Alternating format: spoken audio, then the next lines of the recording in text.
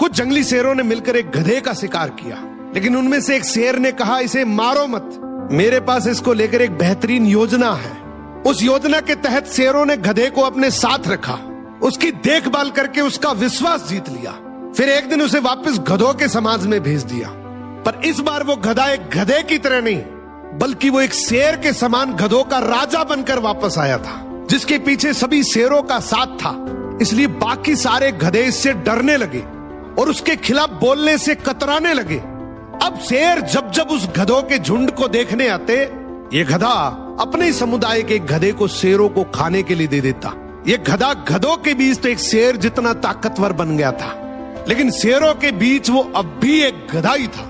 ये अपने जैसों पर तो राज करता था, लेकिन ये एक ऐसी ताकत से जुड़ा हुआ था जिससे वो बचकर भाग नहीं सकता था। इसने हजारों मासूम गधों की कुर्बानी दी, सिर्फ ये सोचकर कि इससे मैं और ज्यादा ताकतवर बन जाऊंगा। एक दिन ऐसा आया कि सभी गधों ने एकजुट होकर उसका विरोध किया और ये ठान लिया कि इस बार शेर जब भी शिकार करने के लिए आएंगे तो हम में से कोई नहीं जाएगा, चाहे उसका परिणाम कुछ भी हो। अगले दिन जब शेर आए तो ये गधा अकेला ही खड़ा था, इसके पास कोई दूसरा झुंड नहीं था। तो गधे ने शेरों से विनम्रता से कहा कि देखो साहब, मेरा खौफ अब खत्म हो गया, मेरी कोई बात नहीं मान रहा अब। तो शेरों ने डिसाइड किया कि चलो अब तू किसी काम का नहीं है तो तू ही साथ चल ले, आज का हमारा भोजन तू ही बनेगा। इस तरीके से आखिर में इस गधे का भी शिकार हो गया।